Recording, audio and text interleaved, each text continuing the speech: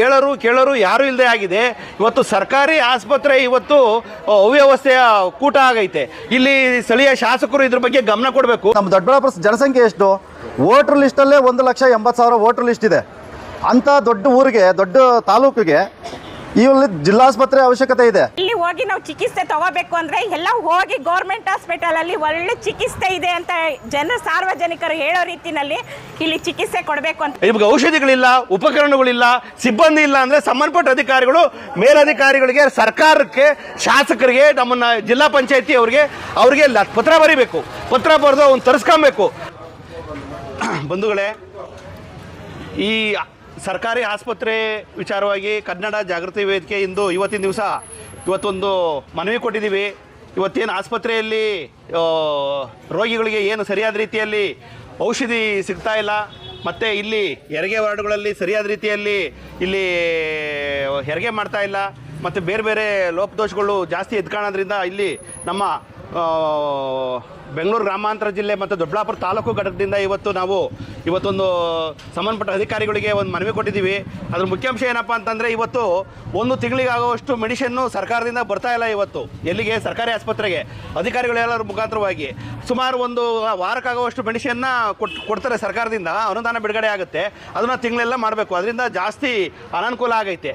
ಕಾರಣ ಏನಪ್ಪ ಅಂತಂದರೆ, ಇಲ್ಲಿ ಸ್ಥಳೀಯ 2 ಲಕ್ಷ ಜನಸಂಖ್ಯೆ ಏನು ನಾವಿದ್ದೀವಿ ನಮ್ಮ ದೊಡ್ಡಬಳ್ಳಾಪುರ ತಾಲೂಕಲ್ಲಿ, ಸ್ಥಳೀಯ ಜನ ಇದ್ದೀವಿ. ಅದಕ್ಕಿಂತ ಹೆಚ್ಚಿನ ರೀತಿಯಲ್ಲಿ 16,000 ಜನ ಬಂದು ಇವತ್ತು ಹೊರ ರಾಜ್ಯದಿಂದ ಬಂದು ಇವತ್ತು ಇಲ್ಲಿ ಚಿಕಿತ್ಸೆ ಪಡಿತಾ ಇದ್ದಾರೆ. ಕಾರಣ ಏನು ಅಂತಂದರೆ, ಈ ಬೇರೆ ಬೇರೆ ರಾಜ್ಯಗಳ ಉಪಟಳದಿಂದ ಇವತ್ತು ಇಲ್ಲಿ ನಮಗೆ ಸಿಕ್ಕಂಥ ಸವಲತ್ತುಗಳು ಎಲ್ಲದೂ ಕೂಡ ಇಲ್ಲಿ ಮಾಯ ಆಗ್ತಾ ಐತಿ.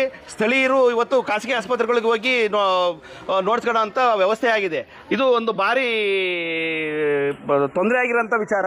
ಇದು ಹೊರ ರಾಜ್ಯದಿಂದ ಬಂದಿರತಕ್ಕಂಥ ಏನು ಕೂಲಿ ಕಾರ್ಮಿಕರಿದ್ದಾರೆ, ಅವರು ESI ಆಸ್ಪತ್ರೆಗೆ ಹೋಗಬೇಕು. ESI ಆಸ್ಪತ್ರೆಯಲ್ಲಿ ಅವರು ಎಲ್ಲ ಸವಲತ್ತುಗಳನ್ನು ಪಡಿಬೇಕು. ಅದನ್ನು ಬಂದು ಇಲ್ಲಿ ಪಡ್ಕೊಳ್ತಾ ಇದ್ದಾರೆ. ಇದು ಇಲ್ಲಿನ ಡಾಕ್ಟರ್ಗಳು ಕೂಡ ತುಂಬ ತೊಂದರೆ ಆಗಿದೆ. ಸರಿಯಾದ ದಾಖಲೆಗಳು ಅವ್ರು ಕೊಡಲ್ಲ. ಆಧಾರ್ ಕಾರ್ಡ್ ಒಂದು ಇಟ್ಕೊಂಡ್ಬರ್ತಾರೆ ಹೊರ ರಾಜ್ಯದ್ದು. ಇದೇ ರೀತಿ ಇನ್ನೊಂದು, ಇಲ್ಲಿ ಸ್ಥಳೀಯ ಏನು ಅಧಿಕಾರಿಗಳಿದ್ದಾರೆ, ಇಲ್ಲಿ ಏನು ಆಡಳಿತ ಸಿಬ್ಬಂದಿ ಇದೆ, ಇವತ್ತು ಗರ್ಭಿಣಿ ಸ್ತ್ರೀಯರು ಎಷ್ಟು ತಿಂಗಳು ಇವತ್ತು ಅಂತೇಳಿ 2 ತಿಂಗಳಿಗೆ ಒಂದ್ಸರಿ ಚೆಕಪ್ ಮಾಡಿಸ್ಬೇಕು. ಆ ವಿಚಾರವಾಗಿ ಇಲ್ಲಿ ಸಿಬ್ಬಂದಿ ಸರಿಯಾದ ರೀತಿಯಲ್ಲಿ ಕೆಲಸ ಮಾಡ್ತಾ ಇಲ್ಲ. ಇವರು ಇಲ್ಲಿ ಸುಮಾರು 50 ಜನ ತುಂಬಿದ ಗರ್ಭಿಣಿಯರು ಬಂದು ಕೂತಿರ್ತಾರೆ. ಮತ್ತು ಅವ್ರ ಜೊತೆಯಲ್ಲಿ ಅವರ ಸಹಾಯಕರು, ಅವ್ರ ಕುಟುಂಬದವರು ಇರ್ತಾರೆ. ಅವ್ರು ಯಾರನ್ನೂ ಕೂಡ ಗಣನೆಗೆ ತಗೊಂಡಂಗೆ ಒಂದು 5 ಜನ 10 ಜನಕ್ಕೆ ನೋಡೋವಂಥದ್ದು. ಮತ್ತು ಬಾಗಿಲು ಮುಚ್ಕೊಂಡು ಹೋಗಿ ಆಚೆ ಕಡೆ ಇನ್ನೊಂದು ಲ್ಯಾಬ್ ರೆಡಿ ಮಾಡ್ಕೊಂಡಿದ್ದಾರೆ. ಅಲ್ಲೋಗಿ ಅದನ್ನು ಅಲ್ಲಿ ಬೇರೆಯವ್ರಿಗೆ ಅಲ್ಲಿ ಹಣಕ್ಕೋಸ್ಕರ ಅಲ್ಲಿ ನೋಡಿ ಅಲ್ಲಿ ಒಂದು ಅರ್ಧ ಗಂಟೆ ಬಿಟ್ಟು ಬಂದು ತಿರ್ಗಾ ಇಲ್ಲಿ ಬಂದು ಕಾರ್ಯನಿರ್ವಹಿಸ್ತಾರೆ. ಈ ಥರ ಇಲ್ಲಿ ಹೇಳರು ಕೇಳರು ಯಾರೂ ಇಲ್ಲದೆ ಆಗಿದೆ. ಇವತ್ತು ಸರ್ಕಾರಿ ಆಸ್ಪತ್ರೆ ಇವತ್ತು ಅವ್ಯವಸ್ಥೆಯ ಕೂಟ ಆಗೈತೆ. ಇಲ್ಲಿ ಸ್ಥಳೀಯ ಶಾಸಕರು ಇದ್ರ ಬಗ್ಗೆ ಗಮನ ಕೊಡಬೇಕು. ಮತ್ತು ಇಲ್ಲಿ ಏನು ಸಿಬ್ಬಂದಿ ವರ್ಗ, ಆಮೇಲೆ ಇಲ್ಲಿ ಯಾರು ನಾಮಿನಿಯಾಗಿ ನೇಮಕ ಆಗಿರ್ತಾರೆ ಆಸ್ಪತ್ರೆಗೆ, ಖಾಸಗಿಯವರು ಮತ್ತು ರಾಜಕಾರಣಿಗಳು, ಅವ್ರು ಯಾರು ಕೂಡ ಸರಿಯಾದ ರೀತಿಯಲ್ಲಿ ಕಾರ್ಯನಿರ್ವಹಿಸ್ತಾ ಇಲ್ಲ. ಇದು ತುಂಬ ಅವ್ಯವಸ್ಥೆ ಅಗರ ಆಗಿದೆ. ಇಲ್ಲಿ ಭಾರಿ ಅವ್ಯವಸ್ಥೆ ಆಗಿರೋದ್ರಿಂದ ಈ ಕೂಡಲೇ ಇದನ್ನು DHO ಅವರು ಮತ್ತು ಸಂಬಂಧಪಟ್ಟ ಅಧಿಕಾರಿಗಳು ಇದನ್ನೆಲ್ಲ ಗಮನ ಹರಿಸ್ಬೇಕು. ಅದರಲ್ಲೂ 108 ಆಂಬುಲೆನ್ಸ್ 108 ಏನಿದೆ ಅವ್ರದ್ದೊಂದು ಕೂಡ ಹೇಳಕ್ಕೆ ತೀರ್ದು. ಯಾಕೆ ಅಂತಂತಂದರೆ, ಎಲ್ಲೇ ಒಂದು ಆಕ್ಸಿಡೆಂಟ್ ಆಗಲಿ, ಏನೇ ಒಂದು ಅನಾಹುತ ಆಗಲಿ, ಯಾರೇ ಫೋನ್ ಮಾಡಿದ್ರು ಅದನ್ನು ಅವರು ತಗೊಂಡೋಗಿ ಅವ್ರನ್ನ ಪೇಷಂಟ ಖಾಸಗಿ ಆಸ್ಪತ್ರೆಗೆ ಒಪ್ಪಂದದ ಪ್ರಕಾರ ಸೇರಿಸ್ತಾ ಇದ್ದಾರೆ. ಖಾಸಗಿ ಆಸ್ಪತ್ರೆಯವ್ರ ಹತ್ರ ಲಕ್ಷಾಂತರ ರೂಪಾಯಿ ಹಣನ ಇವತ್ತು ಪೀಕ್ತಾ ಇದ್ದಾರೆ. ಅವರು ಇಷ್ಟು % ಅಂತ ಹಣ ಇಸ್ಕೊಂಡು ಅಲ್ಲಿ ಖಾಸಗಿ ಆಸ್ಪತ್ರೆಯವ್ರನ್ನ ದೊಡ್ಡವ್ರು ಮಾಡ್ತಾ ಇದ್ದಾರೆ. ಇದು ಸರ್ಕಾರದ ಸವಲತ್ತಿಗೋಸ್ಕರ 108 ಆಂಬುಲೆನ್ಸ್ ಕೊಟ್ಟಿರೋದು. ಇವ್ರು ತಗೊಂಡೋಗಿ ಸರ್ಕಾರಿ ಆಸ್ಪತ್ರೆಗೆ ಕರ್ಕೊಂಡ್ಬಂದರೆ ಈ ಸ್ಥಳೀಯ ಆಸ್ಪತ್ರೆಯವ್ರು ನೋಡಿ ಅದನ್ನು ಆಗಲಿಲ್ಲ ಅಂದರೆ ಬೆಂಗಳೂರಿಗೆ, ನಿಮಾನ್ಸ್ಗೋ ಇಲ್ಲ ಬೇರೆ ಬೇರೆ ಕಡೆ ವಾಣಿ ವಿಲಾಸ್ಗೋ ಕಳಿಸ್ಕೊಡ್ತಾರೆ. ಇವ್ರು ಅದನ್ನು ಮಾಡ್ತಾ ಇಲ್ಲ. ಅವ್ರ ಆಂಬುಲೆನ್ಸ್ನವರೆಲ್ಲ ಸೇರ್ಕೊಂಡು ತಗೊಂಡು ಖಾಸಗಿ ಆಸ್ಪತ್ರೆಗಳಲ್ಲಿ ಹಣಕ್ಕೋಸ್ಕರ ಇವತ್ತು ಕಮಿಷನ್ಗೋಸ್ಕರ ಇವತ್ತು ಅದೊಂದು ದೊಡ್ಡ ದಂಧೆ ಆಗಿದೆ. ಇದನ್ನು ಕೂಡ ಸರಿಯಾದ ರೀತಿಯಲ್ಲಿ DHO ಅವರು ಇಲ್ಲಿ ಸರಿಯಾಗಿ ಕೆಲಸ ಮಾಡ್ತಾ ಇಲ್ಲ. DHO ಅವರು ಈ ಆಸ್ಪತ್ರೆ, ಈ ತಾಲೂಕಿನ ಬಗ್ಗೆ ಏನು ಗಮನ ಹರಿಸ್ತಾ ಇಲ್ಲ. ಭಾರಿ ಅವ್ಯವಸ್ಥೆ ಆಗರ ಆಗಿದೆ. ಮಧ್ಯವರ್ತಿ ಅವಳಿಗಳಂತೂ ಜಾಸ್ತಿ ಆಗಿದೆ. ಇಲ್ಲಿ ಈ ಮಧ್ಯವರ್ತಿಗಳು ಯಾರು ಫೋನ್ ಮಾಡ್ತಾರೆ, ಯಾರು ಹಣ ಕೊಡ್ತಾರೆ, ಯಾರು ಹಣ ಕೊಡಿಸ್ತಾರೆ, ಅಂಥವ್ರ ಪರವಾಗಿ ಕೆಲಸ ಮಾಡೋವಂಥದ್ದು ಇಲ್ಲಿ ಜಾಸ್ತಿ ನಡೀತಾ ಇದೆ. ಇದನ್ನು ನಾವು ಕನ್ನಡ ಜಾಗೃತಿ ವೇದಿಕೆ ವತಿಯಿಂದ ಮುಂದಿನ ದಿನಗಳಲ್ಲಿ ಇದನ್ನು ಸರಿಪಡಿಸ್ಕೊಳ್ಳಿಲ್ಲ ಅಂತಂದರೆ ನಾವು ಇಲ್ಲಿ ಒಂದು ಮುತ್ತಿಗೆ ಹಾಕುವಂಥ ಕಾರ್ಯಕ್ರಮ, ಒಂದು ಪ್ರತಿಭಟಿಸುವಂಥದ್ದು, ಸಿಬ್ಬಂದಿ ವರ್ಗನ ವಿರೋಧಿಸಿ ಮತ್ತು ಇಲ್ಲಿ ಅವ್ಯವಸ್ಥೆಗಳನ್ನ ವಿರೋಧಿಸಿ ಇಲ್ಲಿ ನಾವು ಒಂದು ಹೋರಾಟ ಮಾಡರಿದ್ದೀವಿ. ಅದರಿಂದ ಇಲ್ಲ ಅಂದರೆ ಮುಂದಿನ ದಿನಗಳಲ್ಲಿ ಇದನ್ನು ಸರಿ ಮಾಡ್ಕೋಬೇಕು.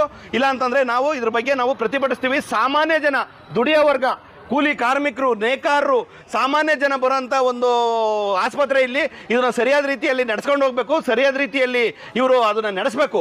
ಮತ್ತು ಇವಾಗ ಔಷಧಿಗಳಿಲ್ಲ, ಉಪಕರಣಗಳಿಲ್ಲ, ಸಿಬ್ಬಂದಿ ಇಲ್ಲ ಅಂದರೆ ಸಂಬಂಧಪಟ್ಟ ಅಧಿಕಾರಿಗಳು ಮೇಲಧಿಕಾರಿಗಳಿಗೆ, ಸರ್ಕಾರಕ್ಕೆ, ಶಾಸಕರಿಗೆ, ನಮ್ಮನ್ನು ಜಿಲ್ಲಾ ಪಂಚಾಯತಿ ಅವ್ರಿಗೆ ಪತ್ರ ಬರೀಬೇಕು. ಪತ್ರ ಬರೆದು ಅವ್ನು ತರಿಸ್ಕೊಬೇಕು. ಅದನ್ನು ಬಿಟ್ಬಿಟ್ಟು ಇವರು ಎಷ್ಟು ಔಷಧಿ ಕೊಟ್ಟರೆ ಅದರಲ್ಲೇ ಕೆಲಸ ಮಾಡ್ಕೊಂಡು ಇಲ್ಲಿ ಸಾಮಾನ್ಯ ಜನರಿಗೆ ಭಾರಿ ತೊಂದರೆ ಕೊಡ್ತಾ ಇದ್ದಾರೆ. ಇದು ಸರಿ ಇಲ್ಲ ಅಂತ ಹೇಳ್ತಾ ನಾವು ಇದನ್ನು ಖಂಡಿಸ್ತೀವಿ. ಕನ್ನಡ ಜಾಗೃತಿ ವೇದಿಕೆಯಿಂದ ರಾಜ್ಯ ಸಂಘಟನಾ ಕಾರ್ಯದರ್ಶಿ HS ಅಗ್ನಿ ವೆಂಕಟೇಶ್. ಸ್ನೇಹಿತರೆ ನಮಸ್ಕಾರ. ಈ ದಿನ ನಾವು ಇಲ್ಲೇನಪ್ಪ ಅವ್ಯವಸ್ಥೆ ಆಗಿದೆ, ದೊಡ್ಡಬಳ್ಳಾಪುರ ಸರ್ಕಾರಿ ಆಸ್ಪತ್ರೆಯಲ್ಲಿ ಏನು ಅವ್ಯವಹಾರಗಳು ನಡೀತಾ ಇದೆ, ಅವ್ಯವಸ್ಥೆ ಆಗಿದೆ, ಸರ್ಕಾರದಿಂದ ಆಗಿರಬಹುದು ಅಥವಾ ಸಿಬ್ಬಂದಿ ವರ್ಗದಿಂದ ಆಗಿರ್ಬೋದು, ಯಾವುದೇ ಒಂದು ನಮಗೆ ಸರಿಯಾದ ಮಾಹಿತಿ ಇಲ್ಲ. ಇಲ್ಲಿ ಸಿಕ್ಕಿರ್ತಕ್ಕಂಥ ಮಾಹಿತಿ, ಈಗ ಸಿಬ್ಬಂದಿ ವರ್ಗದವರಿಂದ ಸಿಕ್ಕಿರ್ತಕ್ಕಂಥ ಮಾಹಿತಿ, ಒಂದು ತಿಂಗಳಿಗೆ ಸುಮಾರು 30 ಲಕ್ಷದಿಂದ 35 ಲಕ್ಷದವರೆಗೆ ದುಡ್ಡು ಬೇಕಾಗುತ್ತೆ ಬರೀ ಔಷಧಿಗಳಿಗೋಸ್ಕರ. ಅಲ್ಲಿ ನಮ್ಮ ಸರ್ಕಾರದಿಂದ ಬಿಡುಗಡೆ ಆಗ್ತಾ ಇರ್ತಕ್ಕಂಥದ್ದು ಎಷ್ಟು? ಕೇವಲ 3 ರಿಂದ 4 ಲಕ್ಷ. ಅಂದರೆ ನೀವು ಪರ್ಸೆಂಟೇಜ್ ವೈಸು ಏನಾದರೂ ಕ್ಯಾಲ್ಕುಲೇಟ್ ಮಾಡಿ ನೋಡಿದ್ರೆ ಕೇವಲ 10% ಔಷಧಿ ಮಾತ್ರ ಸಿಗ್ತಾ ಇದೆ. ಮಿಕ್ಕಿದ್ದ 90% ಔಷಧಿ ಇಲ್ಲ. ಏನು ಮಾಡಬೇಕು ಅವರು? ಇಲ್ಲಿ ನಮ್ಮ ದೊಡ್ಡಬಳ್ಳಾಪುರ ಜನಸಂಖ್ಯೆ ಎಷ್ಟು? ವೋಟ್ರ್ ಲಿಸ್ಟಲ್ಲೇ 1,80,000 ವೋಟ್ರ್ ಲಿಸ್ಟ್ ಇದೆ. ಅಂಥ ದೊಡ್ಡ ಊರಿಗೆ, ದೊಡ್ಡ ತಾಲೂಕಿಗೆ ಇಲ್ಲಿ ಜಿಲ್ಲಾಸ್ಪತ್ರೆ ಅವಶ್ಯಕತೆ ಇದೆ. ಇಷ್ಟೆಲ್ಲ ಅವಶ್ಯಕತೆ ಇದ್ದರೂ ಸಹ 2 ಲಕ್ಷ ಮೇಲೆ ಜನಸಂಖ್ಯೆ ಇರ್ತಕ್ಕಂಥ ಒಂದು ಟೌನಲ್ಲಿ, ನಗರದಲ್ಲಿ ಈ ಒಂದು ಕೇವಲ 3 ಲಕ್ಷ ರೂಪಾಯಿ 4 ಲಕ್ಷ ರೂಪಾಯಿ ಔಷಧಿ ಒಂದು ತಿಂಗಳಿಗೆ ಕೊಟ್ಟರೆ ಅವರು ಎಷ್ಟು ದಿನ ಅದನ್ನು ಮಾಡೋಕ್ಕಾಗುತ್ತೆ, ನಿರ್ವಹಣೆ ಮಾಡೋಕ್ಕಾಗುತ್ತೆ? ಕೇವಲ 3 ರಿಂದ 4 ದಿವಸ ನಿರ್ವಹಣೆ ಮಾಡ್ತಾರೆ. ಆಮೇಲೆ ಮಿಕ್ಕಿದ್ದು 24 ದಿವಸ ಅಥವಾ 28 ದಿವಸ ಏನು ಮಾಡಬೇಕು ಅವರು? ಒಂದು ತಿಂಗಳಿಗೆ 31 ದಿವಸ ಬರುತ್ತೆ, 30 ದಿವಸ ಬರುತ್ತೆ. 3 ದಿವಸಕ್ಕೆ ಔಷಧಿ ಮುಗಿದೋದ್ರೆ ಇನ್ನು 27 ದಿವಸ ಏನು ಮಾಡಬೇಕು ಅವರು? 27 ದಿವಸ ಈ ಔಷಧಿ ಎಲ್ಲಿಂದ ತಂದು ಕೊಡ್ತಾರೆ? ಸರ್ಕಾರ ಇದ್ರ ಕೂಡಲೇ ಗಮನ ಹರಿಸಿ ಎಚ್ಚೆತ್ತು ಈ ಒಂದು ಸಮಸ್ಯೆನ ಬಗೆಹರಿಸಬೇಕು. ಅದ್ರ ಜೊತೆಗೆ ಹೊರ ರಾಜ್ಯದವರಿಂದ ಏನು ಬರ್ತಾರೆ, ಬೇರೆ ಬೇರೆ ದೇಶಗಳು, ಈಗ ನಮ್ಮ ದೊಡ್ಡಬಳ್ಳಾಪುರದಲ್ಲಿ ಬೇರೆ ಬೇರೆ ರಾಜ್ಯಗಳಿಂದ ಬರ್ತಾವ್ರೆ, ದೇಶಗಳಿಂದ ಬರ್ತಾವ್ರೆ. ನಾವು ಸಾಕಷ್ಟು ಬಾರಿ ಅವ್ರನ್ನೆಲ್ಲ ಗುರುತಿಸಿ ಹೇಳಿದ್ದೀವಿ. ಬಾಂಗ್ಲಾದೇಶದವರು ಸಹ ನಮ್ಮ ದೊಡ್ಡಬಳ್ಳಾಪುರ ತಾಲೂಕಲ್ಲಿ ಇದ್ದಾರೆ. ಬೇರೆ ಬೇರೆ ರಾಜ್ಯಗಳಿಂದ ಬರ್ತಕ್ಕಂಥವರು ಕಾರ್ಮಿಕರು ಇಲ್ಲಿದ್ದಾರೆ. ಯಾಕಂದರೆ ಇಲ್ಲೊಂದು ಸದ್ಯ ನಿಮಗೆ ಗೊತ್ತಿರ್ಬೋದು, ಇಲ್ಲೊಂದು ಆಪಲ್ ಕಂಪ್ನಿ ಆಗಿದೆ ಯೂನಿಟ್ಟು. ಆ ಯೂನಿಟಲ್ಲಿ ಸುಮಾರು 35,000 ಜನಕ್ಕಿಂತಲೂ ಹೆಚ್ಚು ಜನಸಂಖ್ಯೆ ಅಲ್ಲಿ ಉದ್ಯೋಗಸ್ಥರಿದ್ದಾರೆ. ಆ ಉದ್ಯೋಗಸ್ಥರೇ ಅಷ್ಟು ಜನ ಇರಬೇಕಾದ್ರೆ ಅವ್ರಿಗೆ ಸಂಬಂಧಪಟ್ಟಿರ್ತಕ್ಕಂಥ ಅವರು ಆ ತಂದೆ ತಾಯಿಗಳಾಗಿರ್ಬೋದು, ಮಕ್ಕಳಾಗಿರ್ಬೋದು, ಇನ್ನೊಬ್ಬರು ಮತ್ತೊಬ್ಬರು, ಅವ್ರದ್ದು ಎಷ್ಟು ಜನ ಆಗ್ತಾರೆ? ಎಲ್ಲ 25,000 ರೂಪಾಯಿ 35,000 ರೂಪಾಯಿ 35,000 ಜನ ಜನಸಂಖ್ಯೆ ಇದ್ದರೆ ಅವರು ಕುಟುಂಬದವರೆಲ್ಲ ಸೇರಿ 70,000 ಅವರೇ ಜನಸಂಖ್ಯೆ ಆಗೋಗ್ತಾರೆ. 70,000 ಜನಸಂಖ್ಯೆಗೆ ಇಲ್ಲಿ ಮೂಲಭೂತ ಸೌಕರ್ಯತೆ ಏನು? ಈ ಹಾಸ್ಪಿಟ್ಲ್ ಸಿಗ್ತಕ್ಕಂಥ ವ್ಯವಸ್ಥೆಗಳೇನು? ಡಾಕ್ಟ್ರ್ ಎಷ್ಟು ಜನ ಬೇಕು? ಇವತ್ತು ನಮ್ಮ ದೊಡ್ಡಬಳ್ಳಾಪುರ ಸರ್ಕಾರಿ ಆಸ್ಪತ್ರೆಯಲ್ಲಿ 40ಕ್ಕಿಂತ ಹೆಚ್ಚು ಸರ್ಕಾರಿ ವೈದ್ಯರ ಅವಶ್ಯಕತೆ ಇದೆ. ಆದರೆ ಜನಸಂಖ್ಯೆ ಆಧಾರದ ಮೇಲೆ ಹೇಳಬೇಕಾದ್ರೆ 40ಕ್ಕಿಂತ ಹೆಚ್ಚು ಬೇಕು. ಈಗಿರ್ತಕ್ಕಂಥದ್ದು ಎಷ್ಟು? ಕೇವಲ 15 ರಿಂದ 16 ಜನ ಮಾತ್ರ ಇದ್ದಾರೆ. ಅಂದರೆ 50% ಇಲ್ಲ. ನಾವು 50% ವೈದ್ಯರು ಸಹ ಇಲ್ಲ. ಆಗಿರ್ತಕ್ಕಂಥ ಹೆಂಗೆ ಅದು ನಿರ್ವಹಣೆ ಹೆಂಗೆ ಮಾಡ್ತಾರೆ? ಈ ಸಂಬಂಧಪಟ್ಟ ಅಧಿಕಾರಿಗಳಾಗಿರ್ಬೋದು, CMO ಆಗಿರ್ಬೋದು, DHO ಆಗಿರ್ಬೋದು, THO ಆಗಿರ್ಬೋದು, ಯಾರು ಅಲ್ವಾ ಇಲ್ಲಿ ಸ್ಥಳೀಯ ಶಾಸಕರಾಗಿರ್ಬೋದು, ಅವರು ಸಹ ಕೂಡಲೇ ಇದನ್ನು ಪರಿಗಣನೆಗೆ ತಗೊಂಡು ಎಚ್ಚೆತ್ತು ಇದರ ಕಡೆ ಗಮನ ಕೊಟ್ಟು ಸಂಬಂಧಪಟ್ಟ ಅಧಿಕಾರಿಗಳಿಗೆ ಸೂಚನೆ ಕೊಟ್ಟು ಇದನ್ನು ಅವರು ಶಾಸಕರು ಸಹ ಈ ಒಂದು ವಿಷಯವನ್ನು ಸರ್ಕಾರದಲ್ಲಿ ಸದನದಲ್ಲಿ ಚರ್ಚೆ ಮಾಡಿ ಈ ಸಮಸ್ಯೆಯನ್ನು ಬಗೆಹರಿಸಬೇಕು ಅಂತ ಶಾಸಕರಲ್ಲೂ ಈ ಸಂದರ್ಭದಲ್ಲಿ ಮನವಿ ಮಾಡ್ತಾ ಇದ್ದೀವಿ. ಅದ್ರ ಜೊತೆಗೆ ಇಲ್ಲಿ ಬಂತಾ ಇರತಕ್ಕಂಥದ್ದು OPD ಸಮಸ್ಯೆ. ಇಲ್ಲಿ ಏನು OPDಯಲ್ಲಿ ಇರ್ತಕ್ಕಂಥ ಇದಿದ್ದಾರಲ್ಲ ಸಿಬ್ಬಂದಿ ವರ್ಗದವರು, ಅಲ್ಲಿ ದಾದಿಯರಿದ್ದಾರೆ, OPD ಸಿಬ್ಬಂದಿ ಇದ್ದಾರೆ. ಅವರಿಗೆ ಸರಿಯಾದ ಸಮಯಕ್ಕೆ ಸಂಬಳ ಸಿಗ್ತಿಲ್ಲ. ಈಗಾಗಲೇ 2.5 ತಿಂಗಳಾಗಿದೆ. ಮೇ ಜೂನ್ದು ಸಂಬಳ ಇನ್ನೂ ಕೊಟ್ಟಿಲ್ಲ. ಈಗಾಗಲೇ ಜುಲೈ, ಇವತ್ತಾಗಲೇ 13, 1.5 ತಿಂಗಳು 2.5 ತಿಂಗಳಾಗಿದೆ, ಇನ್ನೂ ಸಂಬಳ ಸಿಕ್ಕಿಲ್ಲ. ಅವರು ಸಂಬಳ ಸಿಗ್ತಿಲ್ಲ ಅಂದರೆ ಅವ್ರ ಕೆಲಸ ನಿರ್ವಹಣೆ ಮಾಡಿದಂಗೆ. ಅವರು ಎಲ್ಲರೂ ಬಾಡಿಗೆ ಮನೆಗಳಿರ್ತಕ್ಕಂಥವ್ರು, ಯಾರು ಸ್ವಂತ ಮನೆಗಳಿರೋರು ಇರಲ್ಲ. ಸ್ವಂತ ಮನೆಗಳಿರೋರು, ಸ್ವಂತ ಉದ್ಯೋಗ ಮಾಡ್ತಕ್ಕಂಥವ್ರು, ಅವರು ಅನುಕೂಲವಂತರಾಗಿರ್ತಾರೆ. ಇಲ್ಲೆಲ್ಲ ಅನುಕೂಲವರಾಗಿರೋರೇ ಬರೋದು. ಅವರು ಸರಿಯಾದ ಸಮಯಕ್ಕೆ ಸಂಬಳ ಕೊಟ್ಟಿಲ್ಲ ಅಂದರೆ ಅವರು ಬಾಡಿಗೆ ಕಟ್ಟೋದಂಗೆ, ಅವ್ರ ಮಕ್ಕಳನ್ನ ಓದಿಸೋದಂಗೆ, ಅವ್ರ ವಿದ್ಯಾಭ್ಯಾಸದಂಗೆ, ಈ ಒಂದರಿಂದ ಎಲ್ಲ ಲಿಂಕ್ ಆಗುತ್ತೆ. ಇವೆಲ್ಲ ಯೋಚನೆ ಮಾಡಿ ಸಂಬಂಧಪಟ್ಟ ಅಧಿಕಾರಿಗಳು ಕೂಡಲೇ ಎಚ್ಚೆತ್ತು ಈಗ ಏನು ಟೆಂಡರ್ ಅವ್ರು ತೊಗೊಂಡಿದಾರಲ್ಲ ಆ ವ್ಯಕ್ತಿನ ಕೂಡಲೇ ವಿಚಾರಣೆ ಮಾಡಿ ಸರಿಯಾದ ಪರಿಹಾರ ಕೊಡಬೇಕು. ಇಲ್ಲಾಂದರೆ ಅವ್ರಿಗೇನು ಟೆಂಡರ್ ಕೊಟ್ಟಿದಾರಲ್ಲ ಆ ಟೆಂಡರ್ನ ರದ್ದು ಮಾಡಬೇಕಾಗಿ ವಿನಂತಿಸ್ತೀವಿ. ಹಾಗೆಯೇ ಈ ಎಲ್ಲನೂ ಸಮಸ್ಯೆಗಳು ನಾವು ಆಲ್ರೆಡಿ ಮನವಿ ಕೊಟ್ಟಿದ್ದೀವಿ, CMOಗೆ ಮನವಿ ಕೊಟ್ಟಿದ್ದೀವಿ, THO ಕೊಟ್ಟಿದ್ದೀವಿ, ಆಗಲೇ DHO ಕೊಟ್ಟಿದ್ದೀವಿ. 3 ಜನಕ್ಕೂ ಕೊಟ್ಟಿರೋದ್ರಿಂದ ಸಂಬಂಧಪಟ್ಟ ಅಧಿಕಾರಿಗಳು ಕೂಡಲೇ ಎಚ್ಚೆತ್ತು ಈ ಒಂದು ಸಮಸ್ಯೆ ಬಗೆಹರಿಸಿಲ್ಲ ಅಂತಂದರೆ ಮುಂದಿನ ದಿನಗಳಲ್ಲಿ ಇದೇ ಸರ್ಕಾರಿ ಆಸ್ಪತ್ರೆ ಮುಂದೆ ಉಗ್ರವಾದ ಹೋರಾಟ ಮಾಡಲಿದ್ದೇವೆ. ಧನ್ಯವಾದಗಳು. ನಾನು ಶಶಿಧರ ಸಿ, ಕನ್ನಡ ಜಾಗೃತಿ ವೇದಿಕೆ ತಾಲೂಕು ಅಧ್ಯಕ್ಷ ದೊಡ್ಡಬಳ್ಳಾಪುರ ಘಟಕ. ಏನು ಈ ದಿನ ನಮ್ಮ ಕನ್ನಡ ಜಾಗೃತ ವೇದಿಕೆ ಜಿಲ್ಲಾ ಮಟ್ಟ ಹಾಗೂ ತಾಲೂಕು ಮಟ್ಟದಿಂದ ನಾವು ಇವತ್ತು ಸರ್ಕಾರಿ ಹಾಸ್ಪಿಟ್ಲಲ್ಲಿ ಒಂದು ಮನವಿ ಪತ್ರ ಸಲ್ಲಿಸೋದಕ್ಕೆ ಬಂದಿದ್ದೀವಿ. ಇದರಲ್ಲಿ ಮಹಿಳಾ ಮತ್ತು ಮಕ್ಕಳ ಒಂದು ಆಸ್ಪತ್ರೆಯಲ್ಲಿ ತುಂಬ ಒಂದು ಕೊರತೆ ಇದೆ ಅಂತ ನಮಗೆ ಆಲ್ರೆಡಿ ಕಂಪ್ಲೇಂಟ್ಸ್ ಇಶ್ಯೂ ಆಗಿದೆ. ಇದ್ರ ಬಗ್ಗೆ ನೀವು ಇಲ್ಲಿನ ಅಧಿಕಾರಿಗಳಾಗಿರ್ಬೋದು, ಇಲ್ಲಿನ ಸಿಬ್ಬಂದಿ ಆಗಿರ್ಬೋದು, ಕೂಡಲೇ ಎಚ್ಚೆತ್ಕೋಬೇಕು ಅಂತ ನನ್ನ ಪರವಾಗಿ ಒಂದು ಮನವಿ ಕೇಳ್ಕೊತಾ ಇದ್ದೀನಿ. ಹಾಗೆಯೇ ಇಲ್ಲಿ ಮಧ್ಯವರ್ತಿಗಳ ಹಾವಳಿ ಜಾಸ್ತಿ ಆಗಿದೆ.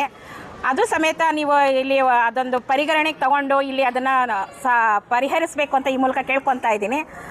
ಹಾಗೆ ನಮ್ಮ ಮಕ್ಕಳ ಹಾಸ್ಪಿಟ್ಲಲ್ಲಿ ಈ ನಡುವೆ ನೋಡ್ತಾ ಇದ್ದೀವಿ, ಕಳೆದ ಒಂದು 4-5 ತಿಂಗಳಿಂದ ಒಂದು 2 ಸಾವುಗಳು ಆಗಿದೆ. ಇದಕ್ಕೆಲ್ಲ ಹೋಗಿ ಅವ್ರ ಮನೆಯವ್ರನ್ನ ಕೇಳಿದ್ರೆ ಸರಿಯಾಗಿ ನಮಗೆ ಟ್ರೀಟ್ಮೆಂಟ್ ಆಗಿಲ್ಲ ಅಂತ ಹೇಳ್ಬಿಟ್ಟು ಹೇಳ್ತಾ ಇದ್ದಾರೆ. ಅದ್ರ ಬಗ್ಗೆನೂ ನೀವು ಸ್ವಲ್ಪ ಆರಿಸಬೇಕು ಅಂತಂತೇಳಿ. ಹಾಗೆ ಇಲ್ಲಿನ ನಮ್ಮ ಶಾಸಕರಾಗಿದ್ದಂಥ ಶ್ರೀಯುತ ಧೀರಜ್ ಮುನಿರಾಜ್ ಅವರಿಗೆ ನನ್ನ ಕಡೆಯಿಂದ ಒಂದು ಮನವಿ ಏನಪ್ಪ ಅಂತಂದರೆ, ಈಗ ಹಾಸ್ಪಿಟ್ಲಲ್ಲಿ ನಾವು ಕೇಳಿದ್ವಿ ಬ್ಯಾಂಡೇಜ್ ಕೊರತೆ ಇದೆ, ಔಷಧಿಗಳ ಕೊರತೆ ಇದೆ, ಹಾಗೆಯೇ ನಮಗೆ ಡಾಕ್ಟರ್ಸ್ ಕೊರತೆ ಇದೆ ಅಂತಂತೆಲ್ಲ ಹೇಳ್ತಾ ಇದ್ದಾರೆ. ಈಗ ಎಲ್ಲೋ ಒಂದು ಕಡೆ ಹೋಗ್ತೀವಿ, ಏನೋ ಒಂದು ತಿಂಡಿ ತಿನ್ನೋಕೆ ಹೋಗ್ತೀವಿ, ಒಂದು ಒಳ್ಳೆ ಹೋಟ್ಲ್ ಹುಡುಕ್ತೀವಿ. ದೊಡ್ಡಬಳ್ಳಾಪುರದಲ್ಲಿ ಏನಿದೆ ತಿನ್ನೋದಕ್ಕೆ, ಎಲ್ಲೋ ಒಂದು ಹೋಟೆಲ್ ಇದೆ ಅಂತಂತೇಳಿದ್ರೆ ಇಂಥ ಹೋಟೆಲ್ಗೆ ಹೋಗಿ ಅಲ್ಲಿ ಊಟ ಚೆನ್ನಾಗಿರುತ್ತೆ ಅಂತ ಹೇಳ್ತಾರೆ. ಎಲ್ಲಿ ಹೋಗಿ ನಾವು ಚಿಕಿತ್ಸೆ ತಗೋಬೇಕು ಅಂದರೆ ಎಲ್ಲ ಹೋಗಿ ಗೌರ್ಮೆಂಟ್ ಹಾಸ್ಪಿಟಲಲ್ಲಿ ಒಳ್ಳೆ ಚಿಕಿತ್ಸೆ ಇದೆ ಅಂತ ಸಾರ್ವಜನಿಕರು ಹೇಳೋ ರೀತಿಯಲ್ಲಿ ಇಲ್ಲಿ ಚಿಕಿತ್ಸೆ ಕೊಡಬೇಕು ಅಂತ ನಾನು ಕೇಳ್ಕೊತಾ ಇದ್ದೀನಿ. ಮುನಿರತ್ನ, ಕನ್ನಡ ಜಾಗೃತ ವೇದಿಕೆಯ ಮಹಿಳಾ ತಾಲೂಕು ಅಧ್ಯಕ್ಷರು.